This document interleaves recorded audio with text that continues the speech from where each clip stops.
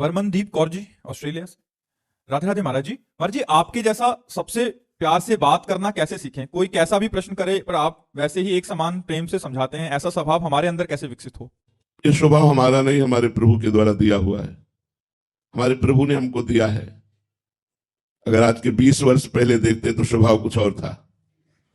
20 वर्ष पहले देखते तो स्वभाव रुद्र था, क्योंकि रुद्र उपासना थी भगवान शिव की। अब आराध्य देव राधा किशोरी है, तो हमारी स्वामिनी का स्वभाव बड़ा प्रिय है।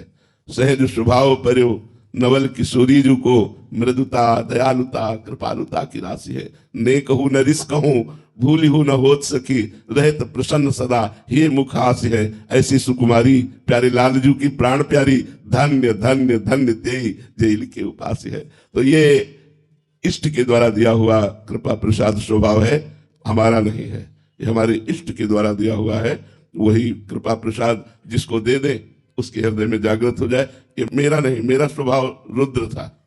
रुद्र ये स्वभाव हमारी लाडली जी के द्वारा दिया हुआ है, क्योंकि जैसी उपासना होती है, जो इष्टाकार भाव होता है, वैसे ही हमारे हृदय में स्वभाव का, इष्ट से ही उपासक के स्वभाव का रचनात्मक भाव आता है। वो रचनात्मक है, हमारा नहीं है। उन्होंने रचना की हमारे स्वभाव की। इष्ट का स्वभाव उतरता है, रचता है स्वभाव। जैसा इष्ट का वो भोली प्यारी, मृदुता करुणा कृपा दया, कहीं भी गुस्सा न करना, ये हमारी श्री जी का स्वभाव है। और त्रिलोचन भगवान शंकर कि अगर जरा भी, तो एक बार पार्वती जी बड़े विनोद में थी, भगवान शंकर सहज बैठे हुए थे, वो गई और दोनों नेत्र बंद कर दिए से। जय बंद किए तो तीसरा खुल गया, हिमालय में आग लग गई पूरे। भगवान शंकर से कहा, प्रभु ये क्या हुआ? बोले तुमने विनोद किया, 2 बंद किए, तीसरा खुल गया, अब हम क्या करें? बोले प्रभु इसे शांत करो। बोले प्रलयाग्नि यहां से प्रकट होती है, अब कभी हमारे नेत्र मत मूंदना। अगर ये 2 मूंद दिए तो तीसरा प्रकट हो जाएगा। वो पूरे सृष्टि का संहार, सृष्टि के संहार की सेवा भगवान शिव को है, रचना की सेवा ब्रह्मा को है, और पालन की सेवा भगवान विष्णु को है। तो हम जिस इष्ट का ध्यान करते हैं वैसे ही हमारा स्वभाव बनता है, इष्ट का स्वभाव उतरता है। तो इष्ट महारानी जो करुणा मूर्ति कृपा मूर्ति, तो इसी से उन्हीं के द्वारा दिया हुआ ये स्वभाव है। साधक को कैसे मिले महाराज ये स्वभाव? इष्ट से। जब हम जिसका चिंतन करते हैं, जैसे एक भृंगी नाम का कीड़ा होता है, वो दूसरे कीड़े को लाकर अपने घरौंदे में बंद करता है मिट्टी के, और आवाज अपनी सुनाता है। उसे डंक मारेगा और भन ऐसी आवाज करेगा।